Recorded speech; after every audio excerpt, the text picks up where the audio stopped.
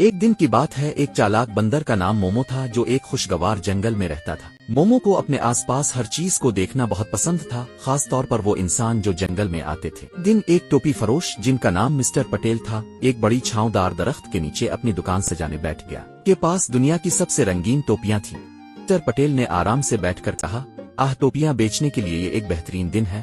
तो उन्हें ये नहीं मालूम था कि मोमो चालाकी से उन्हें देख रहा है। जैसे ही मिस्टर पटेल ने पीछे मुड़कर देखा, मोमो दरख्त से नीचे छलांग मारकर दुकान से एक चमकदार सुर्ख टोपी आड़ा लेता है। इही मोमो हंसते हुए कहता है और टोपी अपने सर पर रख लेता है। ये इसके लिए बिल्कुल फिट थी।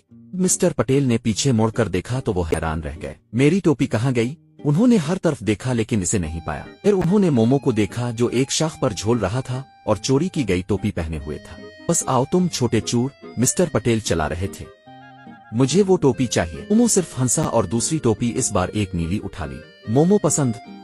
मोमो ले। इसने चक्रों में टोपी अपने सर पर रख ली। मिस्टर पटेल परेशान हो गए। मैं अपनी टोपियां कैसे वापस हासिल करूं? उन्होंने सोचा। फिर अचानक उन्हें एक जबरदस्त ख्याल आया। उन्होंने अपनी अपनी टोपी जो कि एक शानदार पीली थी उतारी और हवा में फेंकी। देखो बंदर, एक नई टोपी, उन्होंने पुकारा। मोमो की आंखें चमक उठी। ओ मोमो चाहिए? वो नीचे कूद पड़ा और पीली टोपी उठाई। इसे अपने सर पर रखते हुए मोमो ने मिस्टर पटेल की नकल करते हुए कहा, मोमो फेंक। और इसी तरह इसने अपनी सुर्ख टोपी हवा में फेंक दी। अरे, वो मेरी टोपी है, मिस्टर पटेल ने कहा, लेकिन वो मोमो की हरकतों पर हंसे बगैर ना रह सके। ठीक है, देखते हैं कि ये कैसे चलता है। मोमो ने फिर अपनी नीली टोपी देखी और सोचा, मोमो फेंक। इसने भी वो टोपी हवा में फेंक दी, लेकिन वो इसे पकड़ नहीं सका और वो सीधा मिस्टर पटेल के सर पर जा लगी। हाँ, मोमो तुम्हें पकड़ लिया, बंदर ने छेड़ते हुए कहा। मिस्टर पटेल अब दो टोपियां पहने हुए थे। मिस्टर पटेल ने दिल से हंसकर कहा, खैर ये एक तरीका है बांटने का, क्या हम तिजारत करें? उन्होंने नीली टोपी उतारी और मोमो को वापस दे दी। मोमो खुश होकर ताली बजाने लगा।